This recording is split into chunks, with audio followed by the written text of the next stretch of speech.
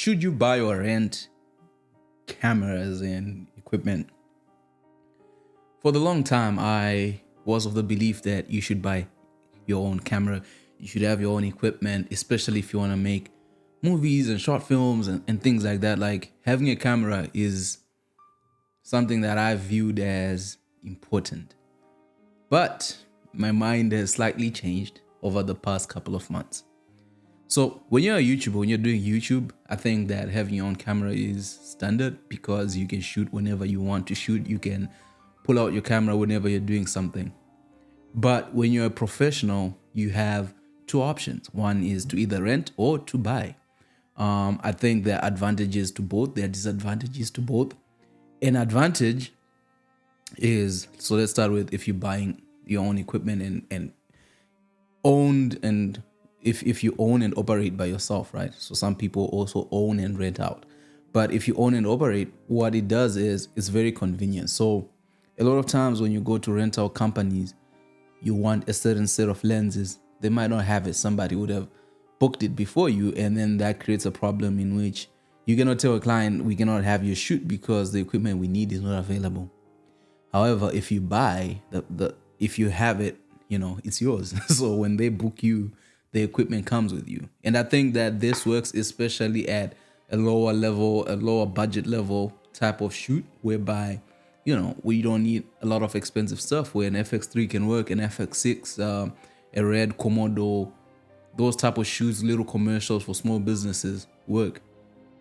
But where it becomes a disadvantage is when you own a camera, you are stuck to that camera and what that camera does.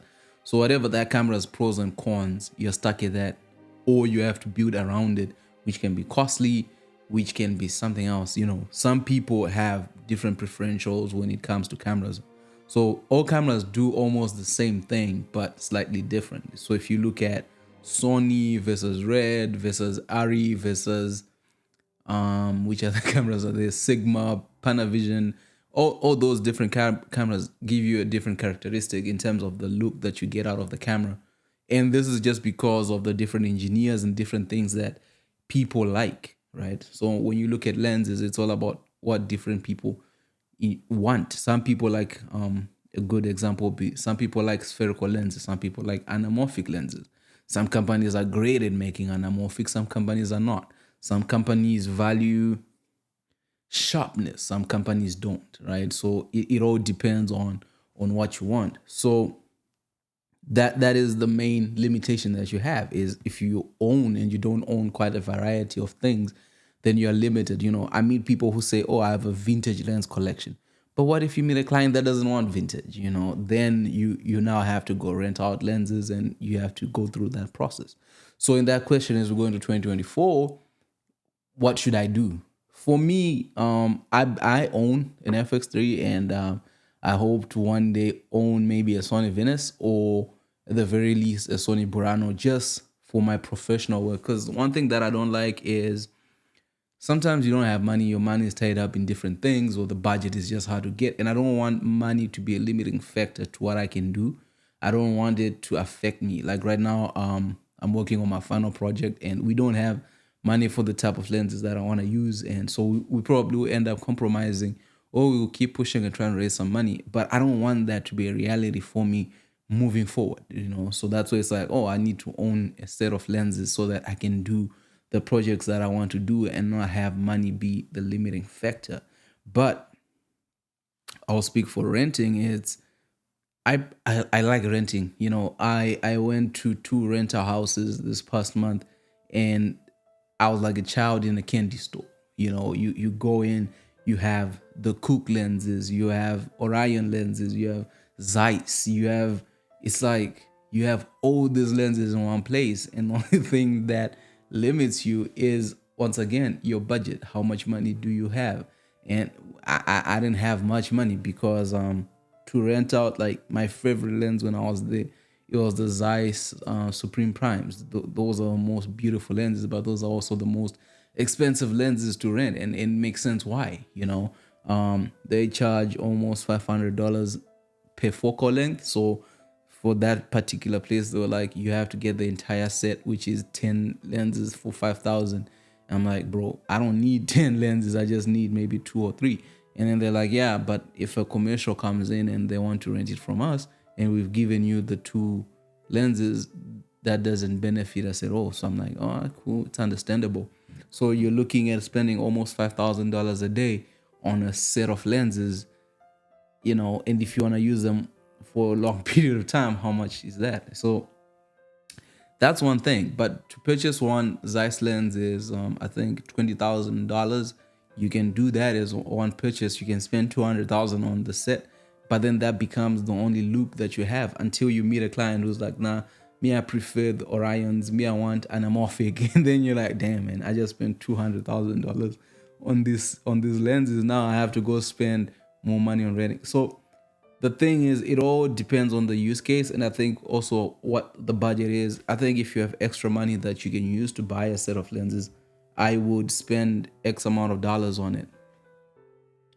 But I think for me, I think until I become like probably net worth 20-30 million, then I'll start considering buying these type of lenses where like you're spending 200,000 on a set of lenses that you might not even use in an entire year.